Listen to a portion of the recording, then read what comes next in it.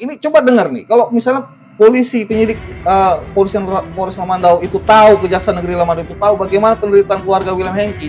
Ya. Ya, di mana hati mereka itu? Ya. Kepolisian Resort Lamandau, Kejaksaan Negeri Lamandau harus bertanggung jawab terhadap nama baik William Hengki dan juga terhadap penderitaan William Hengki yang sudah menjalani tahanan.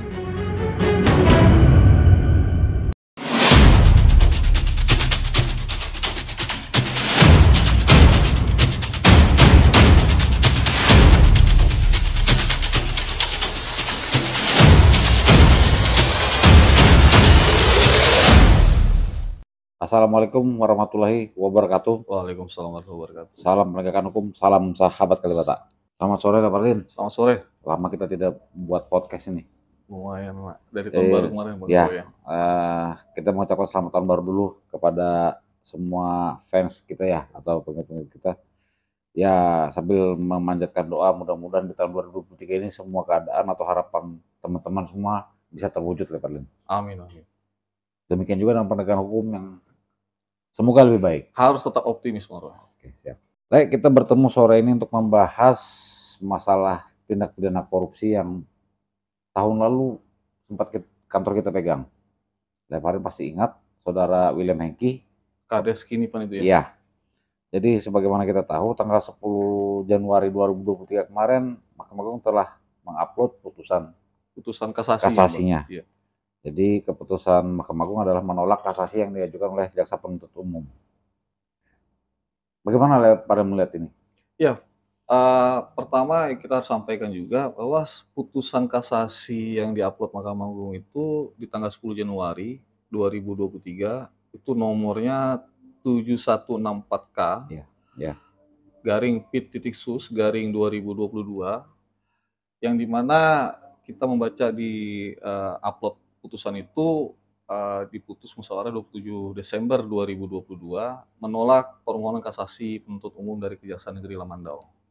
Artinya putusan tingkat pertama Pengadilan Negeri Tindak Pidana Korupsi pada Pengadilan Negeri Palangkaraya yang sebelumnya menyatakan terdakwa William Hengki itu bebas murni atau prispra, di tingkat kasasi Mahkamah Agung itu dikuatkan.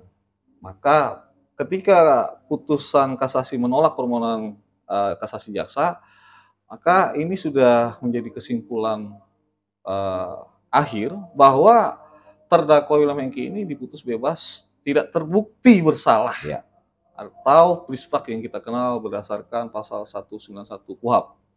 Maka dakwaan atau tuduhan penuntut umum itu tidak bisa dibuktikan sehingga tidak ada terdakwa ini harus dipulihkan, direhabilitasi kedudukannya, dan juga ketika nanti pun rilas resmi dari pengadilan sudah kita terima selaku penasihat hukum terdakwa, kita juga meminta kepada Bupati Lamandau untuk segera mengaktifkan kembali kedudukan William Hengki selaku Kepala Desa Kinipan.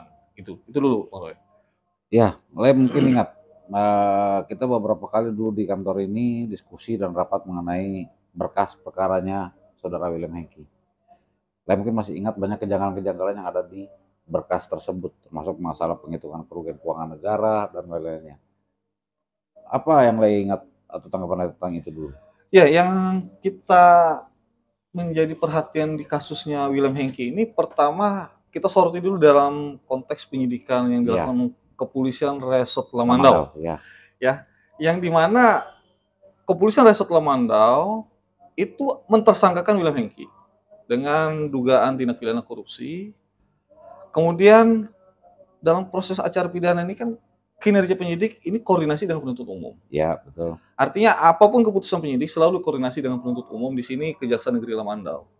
Dan hasil penyidikan polisi Resort Lamandau tadi dilanjutkan oleh Kejaksaan Negeri Lamandau, kemudian disidangkan. Namun faktanya putusannya bebas. Nah, di sini yang kita kecewanya, sebenarnya kita kecewa sih selaku praktisi hukum. Apa yang salah dalam proses penyidikan sampai pra penuntutan? Di mana kinerja polisi selaku penyidik, di mana kinerja jaksa selaku, ada kan peneliti, jaksa peneliti. Nah, yang kita lihat di sini kan jelas nih, Bang Roy. Fakta persidangan, terdakwa dituduh korupsi gara-gara mengeluarkan atau membelanjakan dana desa untuk membayar pekerjaan pembuatan jalan 1.300 Ya, meter. ya, Nah, penyidik pada saat itu mentersangkakan karena dinilai ini fiktif, ya. Dan kemudian kinerja penyidik tadi oleh Kejaksaan Negeri Lamandau diamini. diamini. Ya. Akan tapi fakta persidangan itu tidak fiktif. Ada jalan tersebut. Ada jalan Dan tersebut, berfungsi. fisiknya ada, berfungsi. Nah, persoalan dia membayar itu karena ditagih oleh pihak pekerja pembuat jalan. Nah, artinya di sini ada ketidakprofesionalan, ketidakbecusan, bahkan kita bilang di sini keteledoran penyidik maupun kejaksaan untuk meneliti berkas penyelidikan maupun penyidikan.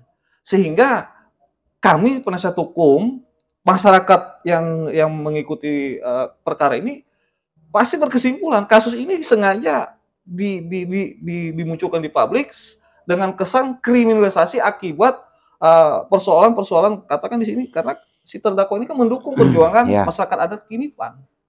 Ini. Oke, jadi tapi ada yang menarik, Le. Mohon saya dikoreksi kalau salah. Kinerja penyidik dalam hal yang tadi Polres Lamandau itu kan diperiksa lagi atau diteliti lagi oleh jaksa peneliti sesuai P16 yang diterbitkan oleh Kepala Jaksa Negeri Lamandau. Yang jadi pertanyaan, begitu dia P21, maka tugas penyidik dianggap selesai kan? Artinya kan P21 itu dianggap bahasanya ya berkas telah dinyatakan lengkap dan siap untuk dilimpahkan. Si jaksa sendiri mengatakan berkas tersebut sudah benar.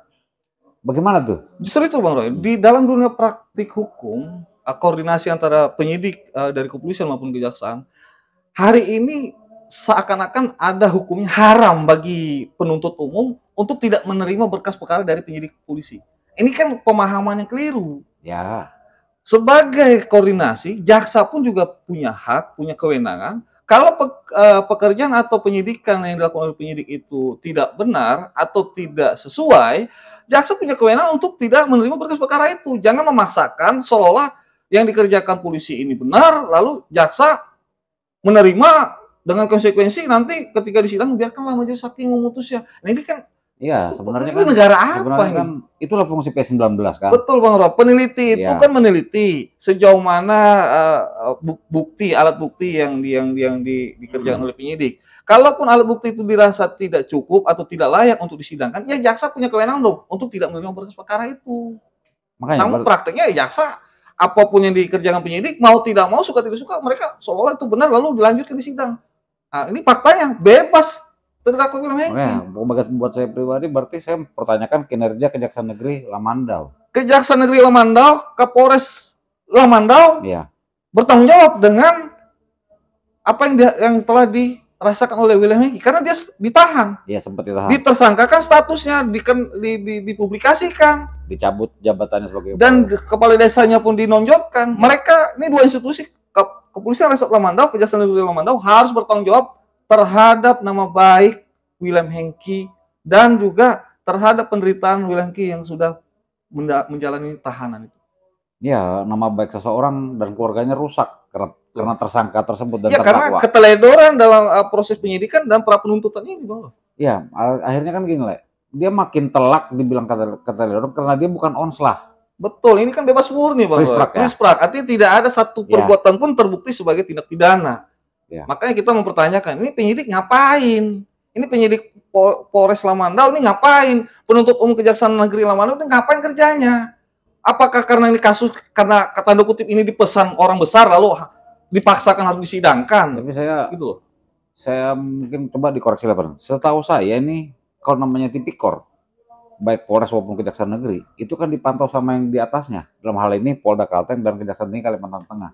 Berarti fungsi tersebut juga tidak berjalan, lah. Ya, itu efek domino dari suatu hierarki baik kepolisian maupun kejaksaan. Seakan-akan hari ini yang berlaku hanya koordinasi formalitas. Tidak ada koordinasi yang evaluasi kinerja yang nyata. Nah, ketika ada kejadian fakta hari ini terdakwa William Hengki dinyatakan bebas, dikuatkan oleh Mahkamah Agung, maka penyidik-penyidik yang menangani atau yang ditugaskan untuk menyidik perkara tipikor harus dievaluasi kinerja itu. Dan jaksa yang menerima atau meneliti maupun menyidangkan juga harus dievaluasi. Bahkan ya saya mengharap Kejaksaan Agung maupun Kepolisian Republik Indonesia kalau memang mereka tidak profesional, tidak becus, teledor, kasih sanksi dong. Ada etik ya? Ada etik, karena akibat perbuatan mereka, akibat perbuatan penyidik, perbuatan jaksa tadi, William Hengki ini sudah mendekam di tahanan, Bang Roy. Ya, Ya, bukan hanya mendekam, nama baik nama keluarganya baik juga tercoreng, rusak. Bang Roy. Ya betul. Ya. Jadi Le, ini kan saya bilang termasuk end of the road, akhir dari jalan perjuangan panjang oleh saudara William Hengki. Sekarang sudah dinyatakan free spark. Apa yang bisa dilakukan oleh Pak William Hengki? Dalam arti begini maksud saya, beliau sudah dirusak nama baiknya, termasuk keluarganya. Sudah sempat ditahan, sudah sempat dinonaktifkan dari jabatan beliau sebagai kepala desa. Kita nyangkut ke acara pidana nih. Saya ingat ada pra peradilan untuk ganti rugi. Bagaimana menurut Lai? Iya, jadi menyikapi putusan bebasnya Pak William Hengki ini, kita ke depan akan melakukan 2 langkah. Langkah pertama adalah meminta pertanggungjawaban dari penyidik Kepolisian Resort Lamandau dan Kejaksaan Negeri Lamandau. Pertanggungjawaban itu kita minta melalui proses hukum. Yang salah satunya adalah pra peradilan permintaan ganti rugi. Ini diatur sama KUHP. Nah, kemudian juga terkait dengan jabatan William Hengki selaku kepala desa dinonjolkan, kita juga meminta, bukan hanya meminta sih, memerintahkan kepada Bupati Lamandau untuk segera mengaktifkan kembali kedudukannya selaku kepala desa Desa Kinipan. Nah, melalui proses gugatan pra peradilan ini, permohonan pra peradilan ganti rugi ini sebenarnya bukan karena sakit hati, tapi setidaknya ini jalan agar ada pertanggungjawaban hukum baik bagi penyidik maupun penuntut umum ke depan. Jangan tidak profesional, jangan teledor, dan jangan sembarangan lah mentersangkakan dan menahan orang. Itu, Bang. Sekaligus jadi kontrol ya. Betul. Kontrol. Karena pra peradilan itu adalah kontrol yang bersifat eksternal, ya. Kontrol hukum bersifat eksternal dan itu sah diakui oleh aturan perundang-undangan kita. Oke, makanya yang menarik kan karena dia bukan onslah, free spark. Iya, gini Bang Roy. Ini kan kacamata masyarakat memandang ketika seorang ditersangkakan kasus korupsi, kemudian disidangkan dalam kasus korupsi, apapun yang terkait tersangka maupun keluarga tersangka, ini kan dianggap rusak, Bang Roy. Ya, semua. Ya, semua. Walaupun kata orang hukum kan belum ada putusan ingkrah, tapi setidaknya masyarakat tahu, oh itu tersangka korupsi, oh itu terdakwa korupsi. Ya, dan gimana nama baik ini? Opini publik sudah menghukum. Kan kasihan William Hengki ini, siapa tahu ke depan dia pengen berkarir yang lebih entah itu jadi apa, kan akhirnya gara-gara persoalan kasus tadi dia merasa terganggu. Ya, kebatinan, psikologis dan fisik pun. Bayangin nih Bang Roy, dia selama menjalani sidang di Pengadilan Negeri Tipikor Palangkaraya, anak istrinya itu juga menginap di Palangkaraya karena mereka ini berdomisili di Lamandau. Ya, penderitaan ini sangat panjang Bang Roy. Ini coba dengar nih, kalau misalnya polisi, penyidik Polres Lamandau itu tahu, Kejaksaan Negeri Lamandau itu tahu bagaimana penderitaan keluarga William Hengki. Ya, di mana hati mereka itu? Jadi inilah kita bilang hukum ini tidak ditegakkan tegak lurus, tidak merah putih. Mereka ini bicaranya entah karena ada pesanan, ini nggak benar. Ya untungnya di negeri ini buktinya Pengadilan Negeri Tipikor Palangkaraya maupun Mahkamah Agung berdasarkan fakta persidangan menyatakan William Hengki tidak bersalah, bebas murni. Ya.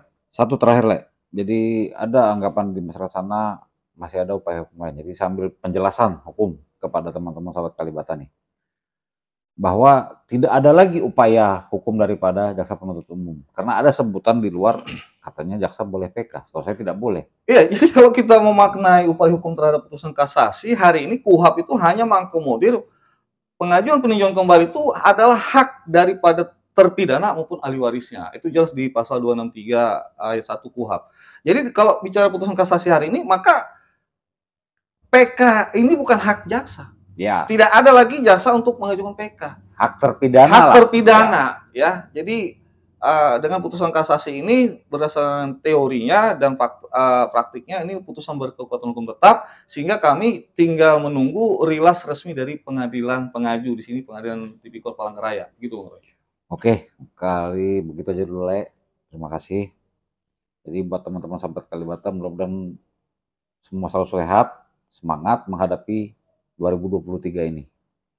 Demikian dulu. Salam sahabat Kalibata. Assalamualaikum warahmatullahi wabarakatuh. Waalaikumsalam warahmatullahi wabarakatuh.